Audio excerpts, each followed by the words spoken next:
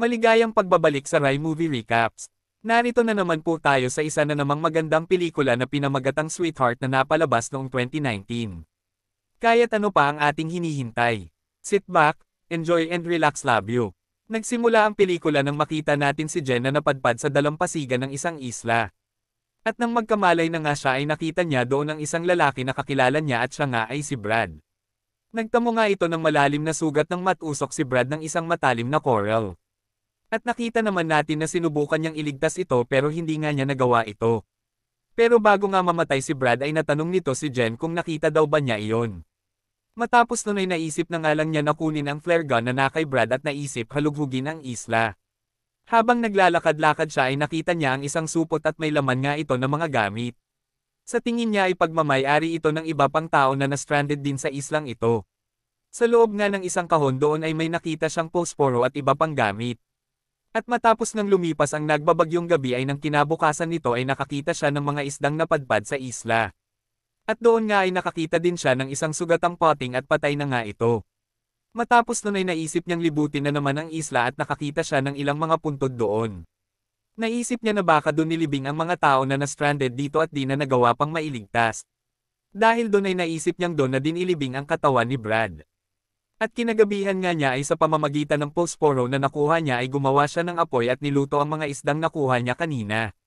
Kinabukasan nga ay nang magising siya ay bigla na lang naglaho ang katawan ni Brad sa pinaglibingan niya. May mga bakas ng dugo doon dahilan para maisip ni Jen na hindi lang siya ang narito sa islang ito, kaya agad siyang gumawa ng sibat para meron na siyang panlaban sa kung sino man ang kumain sa katawan ni Brad. At sa sumunod na araw nga ay nakakita si Jen ng isang luggage na nagpapalutang-lutang sa dagat. Agad niyang nailangoy ito para makuha at doon nga ay nagawa niyang mapansin na merong kakaibang butas sa ilalim ng dagat. At kinagabihan nga nun ay nakarinig si Jen ng isang tunog ng lumilipad na eroplano. Pinaputok na nga niya ang flare gun na hawak niya pero hindi ito napansin at dahil doon ay bumagsak na lang ang liwanag nito papunta sa karagatan. At doon nga ay napansin niya na tila may kung anong anino ng isang nilalang ang nakita niya sa gitna ng karagatan. Agad nga siyang nagtago at doon ay narinig niya ang mga yapak ng nilalang na yon at tila naghahanap nga ito ng kung ano. Nakarinig nga siya ng di mapaliwanag na ingay mula sa nilalang na yon at dahil doon ay naisip niya na ito ang kumain sa katawan ni Brad. At kinabukasan nga ay naisip ni Jen na umalis sa islang ito at sinubukan nga niyang languyin ang dagat sa pamamagitan ng luggage at life vest pero hindi siya kinaya nito at lumulubog nga siya. At pagkabalik nga niya ng isla ay nakakita siya ng isang bungkos ng dahon. At naisip nga niyang pasukin ito para doon siya sa loob nito matutulog. At habang nakatulog na nga siya ay nagising siya nang mapansin niyang umiikot-ikot ang bungkos ng dahon. At pinapaikot nga ito ng nilalang na yon. Pero nagsawa na ang nilalang at tinihil na niya ang pag-ikot. At kinabukasan nga ay lumabas na siya doon at nagawa nga din niya na makahuli ng isang potting gamit ang sibat na ginawa niya. At nang gumabi na naman ay naisip niyang ibitin ang potting na nahuli niya. At doon nga ay nakita natin na nagtatago siya sa buhanginan at nakatikip nga lang siya ng dahon ng niyog. Nakatulog na nga siya doon at nang magawa niyang magising ay nakita na lang niya na wala na ang potting na binitay niya doon. Matapos noon ay nakakita na naman siya nang nagpapalutang-lutang at nang kunin niya ito ay kalahating katawan na lang ito ng tao at naisip na nga lang niya na ibitay ito doon. At kinagabihan nga ay doon na lang ulit siya sa butas na ginawa niya siya natulog.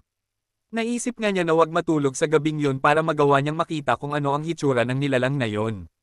Nakita na nga niya ito at sa paningin niya ay napakalakas nito. Nakarinig nga ulit siya ng tunog ng eroplano pero hindi niya magawang lumabas doon dahil nga sa baka atakihin siya ng halimaw. At matapos nga ng nilalang na yon nakainin ang sinabit niya ay agad na itong bumalik sa karagatan. Kinabukasan ay naisip niyang gumawa ng duyan at isabit nga ito sa mga puno. At sa tingin nga niya ay magiging ligtas siya dito laban sa nilalang na yon. Kinagabihan nga ay nang natutulog na siya ay nagawa ng nilalang na yon na masira ang duyan niya. Nagmadali nga siyang tumakbo para magawa niyang maligtas ang sarili niya. At doon nga ay nakita natin na nagawa na ng nilalang na ito na mahabol siya at naisip na nga lang ni Jen na tusukin ito ng sibat na ginawa niya. At nang bigla na nga lang kumidlat ng malakas at tila natakot ang nilalang na ito at kusa na nga lang siyang bumalik sa karagatan. At sa sumunod na araw nga ay nakakita si Jen ng isang life raft na nagpapalutang-lutang sa karagatan. At meron ngang nakasakay doon na dalawang tao. Sila ay sina Mia at ang boyfriend niya na si Lucas. Nang makarating na nga sila sa pangpang ay agad silang nagyakapan na dalawa. At matapos nun ay pinilit ni Jen sila na kailangan na nilang makaalis agad sa islang ito. At doon nga ay nakwento niya sa kanila ang patungkol sa halimaw dito. At nasabi nga din niya na muntik na nga daw siyang mapatay nito. Inisip naman ng dalawa na hindi totoo ang sinasabi ni Jen kaya hindi sila sumang-ayon na umalis ng isla. At yun nga ay dahil sa lulubog lang daw ang life raft nila kung sasakay silang lahat rito. Nasabi nga ni Mia na kakilakilabot nga daw kung sakali man na ma-stranded sila sa gitna ng karagatan. Pero nasabi naman ni Jen na mas nakakakilabot ang mangyayari sa kanila kung sakali man na hindi pa sila umalis sa islang ito. At nang patuloy pa nga ding tumanggi ang dalawa na umalis sa islang ito ay naisip na lang ni Jen na umalis ng mag-isa gamit ang raft na sinakyan nila. Pero agad namang tumakbo ang dalawa para magawa nilang mapigilan siya. Nag-away nga silang dalawa ni Lucas at matapos nun ay nakita na lang natin na hinampes siya ni Mia ng isang sagwan. Dahil doon ay nawalang ng malay si Jen at nang magising na nga siya ay nalaman niya na nakatali na siya sa isang puno ng nyog. At dahil doon ay naisip na lang niyang ikiskis ang tali sa puno para mapudpud ito at makatakas na sa pagkakatali. Doon nga ay nasabi ni Mia na hindi daw nila mapagkakatiwalaan si Jen dahil sa tinangkaraw nito na umalis sa isla at nakawin ang raft nila. At doon nga ay nasabi ni Mia na hindi siya naniniwala kay Jen patungkol sa halimaw na sinasabi niya. At matapos nun ay sinubukan naman ni Lucas na kausapin si Jen ng silang dalawa lang. Maya-maya nga ay nagtalo na din silang dalawa at nasabi na kaibigan daw niya si Mia. At nakwento nga niya sa kanya habang nasa raft sila na masama daw ang ugali ni Jen at sinabi din niya na nakikipaghiwalay na si Jen sa kanya. At dahil doon ay nasigawan niya si Jen at sinabi na wala nang puwang si Jen na mamuhay sa mundong ito dahil sa wala na siyang pera at hindi nga daw niya kaya na mamuhay nang siya lang. Nasabi nga niya na binibigay naman daw niya lahat kay Jen pero iiwanan lang daw pala siya nito sa islang ito ng ganun-ganun lang. Pero sa pagkakataon na ito ay wala nang pakialam si Jen sa mga pinagsasabi ni Lucas at ang tanging gusto nga lang niya ay ang makawala sa pagkakatali niya. Maya-maya na nga lang ay narinig nilang dalawa si Mia na nagsisisigaw. Agad namang tumakbo si Lucas papunta sa kung nasaan si Mia. At nakita nga niya doon kung paano atakihin ng halimaw si Mia. Sinubukan niyang atakihin ito sa pamamagitan ng sulong pero agad siyang napatumba nito. Nakakawala naman na si Jen sa pagkakatali niya at nagmadali nga siyang nagtago sa ginawa niyang taguan. At doon ay nakita niya na dala-dala na ng halimaw si Mia. At sinama nga ng halimaw ito pabalik sa dagat. Kinabukasan ay agad niyang sinabihan si Lucas na kailangan na nilang makaalis sa islang ito. At doon ay napapayag na niya ito pero nagluto muna sila ng pagkain bago umalis. Matapos nun ay nilagay na nila ang lahat ng gamit nila sa life raft at nang nasa gitna na nga sila ng karagatan ay nagawa ng halimaw na botasin ang sinasakyan nila. At dahil doon ay naisip ni Lucas na paputukin ang flare gun na dala nila. Matapos nun ay bigla na nga lang hinatak ng halimaw si Jen papuntang ilalim ng dagat.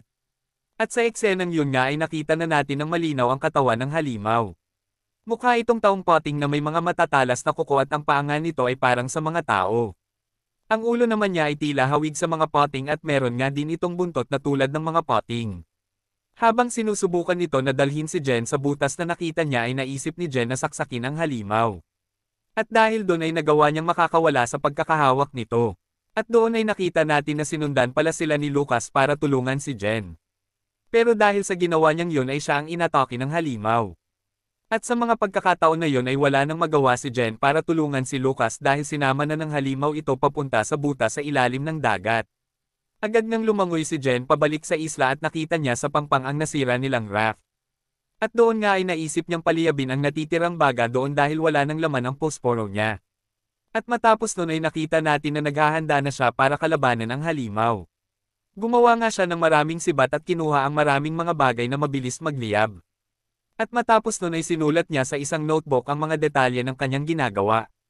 At nasulat nga din niya doon ang lahat ng mga naging karanasan niya dito para kung sakali man na hindi niya magawang makaligtas dito ay malalaman ng susunod na mapapadpad dito ang mga ginawa niya.